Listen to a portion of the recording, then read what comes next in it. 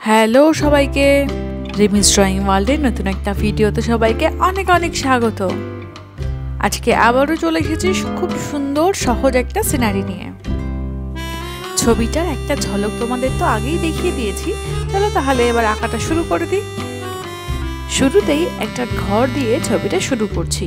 ঘর আঁকার জন্য দেখো তিনটে সিম্পল দাগ দিয়ে এমনি করে আঁকা বাঁকা দাগ দিয়ে ঘরের ছাউনির একটা বাড়ি এঁকে নিচ্ছি।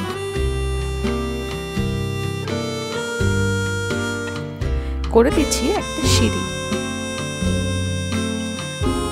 এইবারে করছি ঘরের দরজা, জানলা, এই সবগুলো।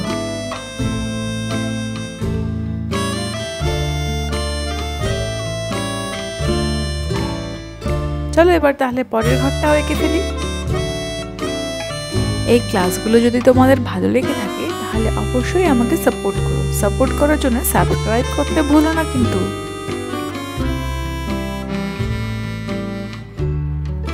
চলো আমাদের ঘর আঁকা তো শেষ হয়ে গেছে, এবার করছি দূরের পরিবেশ। যেহেতু এটা একটা গ্রামের পরিবেশ আঁকছি, সেহেতু একটা কলা গাছ দেওয়া খুবই জরুরি।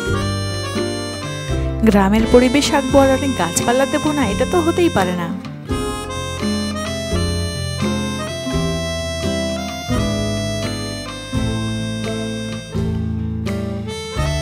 কলা গাছের পাতাটা যে আঁকলাম, সেই পাতার টেক্সচারটা একটু দেখে নেবে। কলা গাছের পাতাগুলো সাধারণত একটু ভাঙা ভাঙা হয়, তাই জন্য এরকম ভেঙে ভেঙে আঁকলাম। ব্যাস, আমাদের কলা গাছ আঁকা তো হয়ে গেছে। এইবারে এই পাশটায় আরেকটা গাছ এঁকে নেব। এই গাছটা একটা ছোট গাছ আঁকছি, আর বাঁ সাইডে আঁকছি একটা বড় গাছ।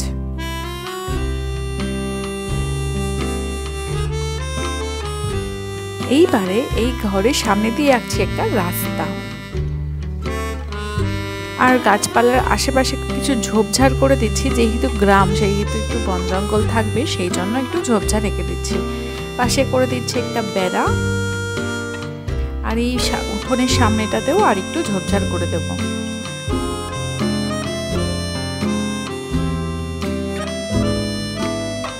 করে দিচ্ছি একটা সূর্য। ব্যাস, আমাদের ছবি টোটাল কমপ্লিট। এবার চলো তাহলে রং করে ফেলি। ছবিটা রং করার জন্য আমি ইউজ করছি হলুদ রং। সবার প্রথমে সূর্যের জন্য আমি ক্যারামাইন রেড, ভার্মিলিয়ন রেড আর অরেঞ্জ কালার ইউজ করেছি। এইবারে সূর্যের যে রশ্মিটা বেরোচ্ছে, সেই রশ্মির জন্য সেই সূর্যের গায়ের উপর দিয়েই হালকা একটু অরেঞ্জ কালারের শেড দিয়েছি। তারপরে ক্রোমিওলো দিয়ে এমনি করে চারপাশটা করে নিয়েছি। সবশেষে এই ক্রোমিওলোটাকে আঙ্গুলের সাহায্যে একটু স্প্রেড করে নিয়ে এই পাশে স্কাই ব্লু কালার দিয়ে সবটা মিক্স করে দিচ্ছি। চারিপাশে যতটা জায়গা ফাঁকা রয়েছে সবটাতেই ইউজ করছি স্কাই ব্লু।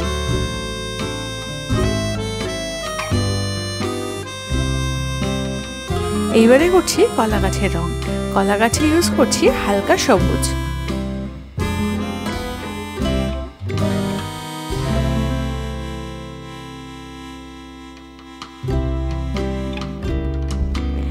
এইবারে মিডিয়াম গ্রিন রং দিয়ে কলা গাছের যে পাতার ভাঁজ ভাঁজগুলো আছে, সেই ভাঁজ ভাঁজগুলোকে একটু হাইলাইট করে দিচ্ছি।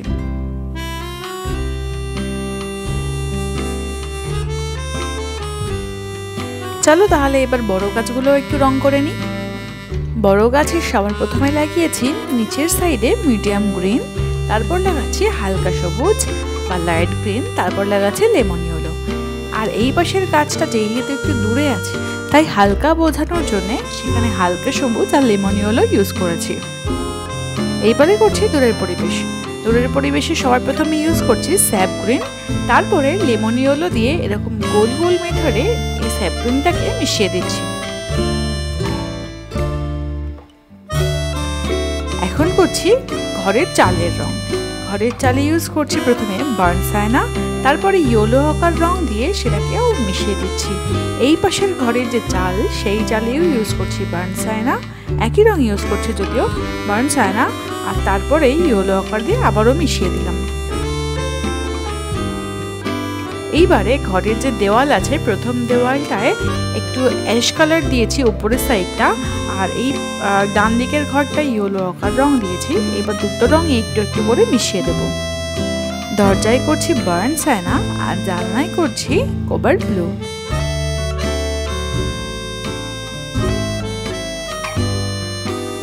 বাঁ দিকের বড় গাছটার গুঁড়িতে করলাম ডার্ক ব্রাউন। এইবারে এই যে গাছটার সামনে ঝোপঝাড়গুলো রয়েছে, ঝোপঝাড়গুলো মিডিয়াম গ্রিন, হালকা সবুজ আর লেমন ইয়েলো দিয়ে মিক্স করব।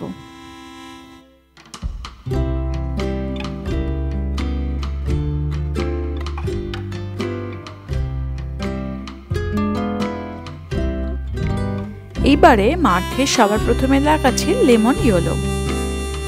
এই লেমন ইয়েলো রংটা দিয়ে সমস্ত মাঠের যে ফাঁকা জায়গাটা আছে বা উঠোনের ফাঁকা জায়গাটা আছে, সেই ফাঁকা জায়গাটা সবটা কভার করব আগে। তারপরে অন্য রং দিয়ে অল্প অল্প করে শেড দেব। সবার প্রথমে লেমন ইয়েলোর পরে শেড দেওয়ার জন্য ইউজ করছি হালকা সবুজ। হালকা সবুজ রংটা সব জায়গায় লাগাচ্ছি না, যেখানে যেখানে দরকার সেখানে সেখানে। তারপরে এখানে মিডিয়াম গ্রিন রং দিয়ে রাস্তার পাশ, কিছু কিছু ঘাসের জায়গা, সেগুলোকে তুলে দিচ্ছি, মানে হাইলাইট করে দিচ্ছি। এইবারে দূরে যে বেড়ার জায়গাটা ছিল, বেড়ায় করছি ডার্ক ব্রাউন, সিজিতেও ডার্ক ব্রাউনই করলাম। আর রাস্তায় এখন করছি বার্ন সাইনা। এই রাস্তার রংটা কিন্তু সবটা জায়গায় করব না, শুধু বা সাইডের রাস্তার একটা পাশ ধরেই করছি। খানিকটা ডিপ করার পরে যে হালকা জায়গাটা রাখলাম, সেই হালকা জায়গাটায় ইয়েলো অকার রং দিয়ে বার্ন সাইনাটাকে মিশিয়ে দিচ্ছি। এখানে ইয়েলো অকার রংটাও আবার সাদা দিয়ে মেশানোর জন্য একটু জায়গা ফাঁকা রেখেছি, এবার সেটাকে সাদা দিয়ে মিশিয়ে দিলাম। এইবারে সব শেষে এই যে কিছু কিছু ঘাসের জায়গা আছে, সেগুলোকে একটু বড় বড় ঘাস করার জন্য আরেকবার মিডিয়াম গ্রিন রং দিয়ে সেই জায়গাটার কিছু ঘাসের অংশ হাইলাইট করে দিয়েছি। এবার প্রুশিয়ান ব্লু দিয়ে যেটুকু যেটুকু হাইলাইট গাছের পাতায় বা দূরের পরিবেশগুলোতে দরকার, সেইটুকু জায়গা করলেই আমাদের মোটামুটি ছবি ড্রয়িং কমপ্লিট। আর একটু গ্লাস মার্কিং পেন্সিল দিয়ে কিছু কিছু জায়গা একটু ডার্ক করা দরকার, সেটা এখন করব। দেখো, গ্লাস মার্কিং পেন্সিল ইউজ করার সময় তোমরা খুবই সাবধানে করবে, কারণ এটা খুবই তাড়াতাড়ি ভেঙে যায়। তাই জন্য রং করার সময় একটু হালকা হাতে, না চেপে চেপে ইউজ করার চেষ্টা করবে। দরজা, জানলা, রাস্তা, গাছের কিছু অংশ, এই সমস্ত জায়গাগুলো এই গ্লাস মার্কিং পেন্সিলটা ইউজ করে হাইলাইট করে দিচ্ছি।